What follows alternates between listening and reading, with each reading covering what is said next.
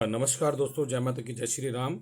आपको मैंने इतनी सारी वीडियो, इतने सारे इनके जो कारनामे मैंने आपको दिखाए हैं, और इसी दौरान मेरे को इनके थ्रू काफ़ी लोगों से धमकियां, परेशानियां झेलनी पड़ रही है। और ये मुझे कई दिनों से धमकियां दे रहे हैं मारने के लिए कि तू जो ये टीवी पे दिखा रहा है, यूट्यूब पे दिखा रहा है, कब तक दिखाएगा, हम तेरे को छोड़ेंगे नहीं, झूठे केस में फंसवा देंगे और हम तेरा एक्सीडेंट करवा देंगे, तेरे को मरवा देंगे, तेरे को ये करवा देंगे, और एसीपी तेरे को छोड़ेगा नहीं चाहे कुछ भी कर लियो। अब तो एसीपी साहब रिटायर हो चुके हैं। जो रिटायरमेंट में जो भ्रष्टाचार किया है उसके लिए तो उनको किया है, तो उसकी सजा तो उनको पानी पड़ेगी। और मैं सभी लोगों से ये कहना चाहता हूँ कि आप मुझे सिर्फ ये बताएं, ऐसा हो सकता है कि पुलिस वाले ने भ्रष्टाचार नहीं किया हो, ऐसा हो सकता है कि पुलिस का इन्वॉल्वमेंट ना हो, सबका नहीं, एसीपी एसीपी का। और ऐसा कि मैं पहला आदमी हूँ जिस पे इतने सारे केस लगाए हुए हैं पुलिस ने, एसीपी ने पुलिस के साथ मिलके। और ऐसा मैं पहला आदमी पुलिस ने किसी को मारा हो, ऐसा मैं पहला आदमी घर से फ़ोन कर रहा हूँ, मुझे नीचे आके परेशान कर रहे लोग बाग, और मैं फ़ोन कर रहा हूँ, मेरे घर के आगे मुझे मार रहे, मैं वीडियो बना रहा हूँ, उसके बाद मेरे खिलाफ केस बनाया जा रहा है। ऐसा मैं पहला आदमी हूँ जिसकी एमएलसी नहीं हुई। पक्ष में दोनों आदमी को, अगर मेरा हाथ नहीं टूटा था नहीं या नहीं लगी थी तो मेरी एमएलसी क्यों नहीं कराई गई थी। मैं सुबह 10 बजे से लेकर दोपहर 4 बजे तक बैठ रहा, मेरी एमएलसी क्यों नहीं करवाई गई थी? क्योंकि एसीपी का पूरा पूरा हाथ था, पूरा पूरा काम था। ये दिल्ली सदर बाजार का एक महकमे का आदमी है, एसीपी विजय रस्तोगी।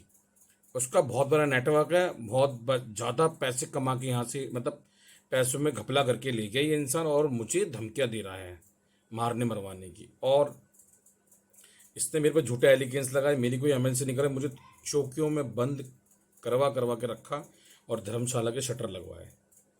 आप ये देखो कि पहले शटर नहीं लगे हुए थे, फिर शटर लगवाया मुझे बंद करके। तो ये मैं दो फोटो आपके सामने डाल रहा हूँ, पहले डालूंगा बिना शटर की, फिर डालूंगा शटर वाली। पहले आप ये देख लें, इसमें पहले फोटो नहीं शटर नहीं लगे हुए थे, हम शटर नहीं लगने देते, मंदिर को तोड़ना चाह रहे थे ये। तो एसीपी ने मेरे को चौकी में बंद करवा के कुछ अपने अफसरों से, एसीपी बहुत बड़ी पावर होती है, और उन्होंने अपनी पावर का गैर कानूनी इस्तेमाल करके मुझे चौकी में बंद करके और मंदिर को चटकाने का कारण, यानी कि मंदिर को रातों रात हटा देंगे।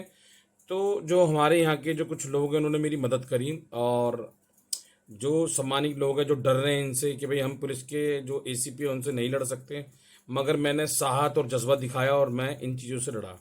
और इसको काम अंजाम देने के लिए उन्होंने मेरे घर के मेरे पिताजी को और एक इनके वेद प्रकाश जी के बेटे को भी बुलाया उन्होंने, और कहा, साफ साफ कहा कि भाई ये तुम्हारा जो लड़का है, मेरा 200 करोड़ का प्रोजेक्ट है और यहाँ पर मेरा लास्ट टाइम चल रहा है, साल 6 महीने रह गए, मेरे को जो करना है करने दो, उसके बाद मेरा रिटायरमेंट हो जाएगा। और अपने लड़के को समझाओ, नहीं मानेगा तो मैं इसके ऊपर इतने केस लगाऊंगा, इतने केस लगाऊंगा, ये झेल नहीं पाएगा।